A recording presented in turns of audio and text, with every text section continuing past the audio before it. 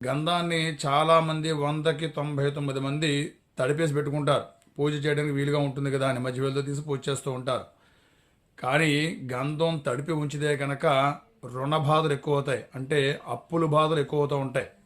కనుక సూర్యోదయం అయిన తర్వాత సూర్యాస్తమయం లోపల మాత్రమే గంధాన్ని తడిపి పూజ చేయాలి. అంటే పూజ చేసే సమయంలో సజ్జస్కాలంలో గంధాన్ని మనం గంధం అనే మంత్రం చెప్పుకున్నప్పుడు ఆ గంధాన్ని తడిపి వెయ్యాలి. అంతేగాని మనకి పూజ టైం కలిసి వస్తుంది కదా అని పూజా మందిరంలో ఉండేటువంటి బాక్సులో గంధాన్ని తడిపి ఉంచితే కనుక ఆ మన్నాడు కూడా ముందర రోజు తడిపిన గంధంతో పూజ చేసినట్టయితే పుణ్యం వచ్చే మాట దేవుడిగా, కానీ రుణ బాధలు ఎక్కువ అవుతాయి, అంటప్పుల బాధలు ఎక్కువ అవుతాయి. కనుక ఈ విషయాన్ని గమనించి ప్రతి ఒక్కరు కూడా పూజ చేసేటప్పుడు సజ్జస్కాలంలో అంటే ఆ సమయంలో మాత్రమే గంధాన్ని తడిపి పూజ చేయండి. అందరూ బాగుండాలి. సర్వే జన సుఖినో